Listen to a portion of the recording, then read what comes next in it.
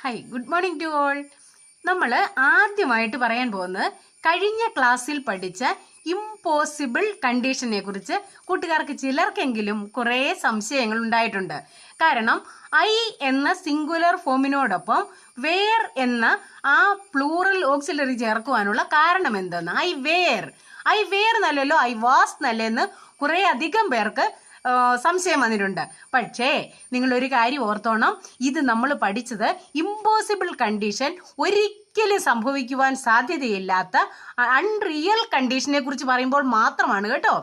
I where എന്ന് പറഞ്ഞാൽ ഒരിക്കലും സംഭവിക്കില്ലാത്ത ഒരു കാര്യത്തെക്കുറിച്ച് നമുക്ക് ഉറപ്പുണ്ട്, എനിക്കത് സാധിക്കില്ല എന്ന് ഉറപ്പുണ്ടെങ്കിൽ മാത്രം ചേർക്കുന്നതാണ് ഐ വേർ ആൻഡ് വുഡ് ബിയും ഐ വെയറും ചേർത്താൽ ഇപ്പൊ നമുക്ക് പറയാം, if I were rich I would help the poor എന്ന് പറഞ്ഞു. പക്ഷേ അത് ഒരുപക്ഷെ സാധിച്ചേക്കാം. നമുക്കിനി ഇപ്പം നമ്മൾ റിച്ച് അല്ല എന്നോർത്ത് നമ്മൾ റിച്ച് ആകാൻ പാടില്ല എന്നില്ലല്ലോ, നമ്മൾ റിച്ച് ആയേക്കാം.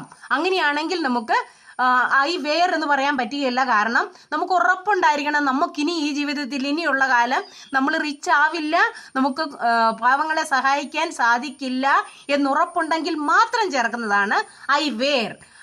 ഇനി അയ്യാമേ പറയാം. If I am a writer I would be famous. I will be famous. ആ വുഡിന്റെ സ്ഥാനത്ത് will. I will be famous.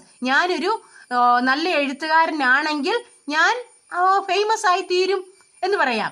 അതുപോലെ if I were a writer I would be famous എന്ന് പറഞ്ഞാലോ, ഐ വുഡ് ബി ഫേമസ് എന്ന് പറഞ്ഞാൽ ചിലപ്പോൾ ആകാൻ സാധ്യതയുണ്ട്. ഇപ്പം നമ്മൾ എഴുത്തുകാരനല്ലെന്ന് ഓർത്തുകൊണ്ട് ഇനി നമ്മൾ ഭാവിയിൽ എഴുത്തുകാരനായിക്കൂടാ എന്നില്ലല്ലോ.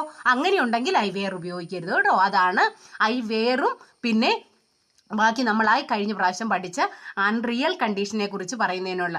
അതിന് വേറെ ഒത്തിരി കാര്യങ്ങൾ പറയാനുണ്ട്. ഐ ഹാഡ് എ റൈറ്റർ എന്ന് പറയാം, ഇഫ് യു ഹാവ് ടേക്കൺ, അങ്ങനെയുള്ള പല ഇതിലും നിങ്ങൾ ആ സേഫ്റ്റി മെഷേഴ്സ് നിങ്ങൾ എടുത്തു വരുന്നുവെങ്കിൽ നിങ്ങൾക്ക് ആ അപകടം സംഭവിക്കില്ലായിരുന്നു. ഇല്ല, അങ്ങനെയൊക്കെ പറയുന്ന കുറേ ഉണ്ട്. അത് നമ്മൾ പഠിച്ച് കുറേ പറഞ്ഞു കഴിയുമ്പോൾ നമുക്ക് കുറേ അധികം പഠിക്കുവാനുണ്ട്. ഇത് കേട്ടിരിക്കുന്ന ഏതാണ്ട് ഇതിനോടൊരു ഐഡിയ ഇല്ലാത്തവർക്ക് അത് ബോറിംഗ് ആകും. അതുകൊണ്ടാണ് ഞാൻ കോണ്ടാക്റ്റിന് വേണ്ടിയിട്ട്, നമ്മുടെ പേഴ്സണൽ കോണ്ടാക്റ്റിന് വേണ്ടിയിട്ട് ഞാൻ കോണ്ടാക്ട് നമ്പർ തന്നത്. അതുകൊണ്ട് ഓക്കെ, നിങ്ങൾക്ക് ആ കാര്യം മാത്രം നിങ്ങൾ മനസ്സിൽ വെക്കുക. ഐ വെയർ എന്ന് പറഞ്ഞെങ്കിൽ അതിൻ്റെ ഉദ്ദേശം എന്താണ് അത് മാത്രം മനസ്സിലായല്ലോ. ഓക്കെ, ഇഫ് ഐ വെയർ പറഞ്ഞ് ബാക്കി പറയുമ്പോൾ ഒരിക്കലും നമ്മൾ സംഭവിക്കാൻ സാധ്യതയുള്ള ഒരു കാര്യത്തെക്കുറിച്ച് പറയരുത് കേട്ടോ. ഈ ക്ലാസ് കഴിഞ്ഞ ക്ലാസ്സിന്റെ ക്ലാരിഫിക്കേഷന് വേണ്ടിയിട്ട് മാത്രമാണ് ഇത്രയും പറഞ്ഞത്. ഓക്കെ, അതുപോലെ തന്നെ നമുക്ക് സംഭവിക്കാൻ സാധ്യതയുള്ളതാണ് do you mind and would you mind.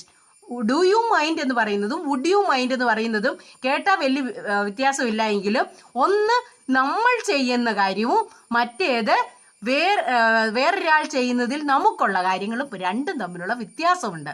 അതിനെക്കുറിച്ചാണ് ഇന്നത്തെ class. Okay, did you understand? You understood the last class no? Okay, if you have any doubt, still if you have any more doubts, you can contact me with me in the contact number. Okay, bye.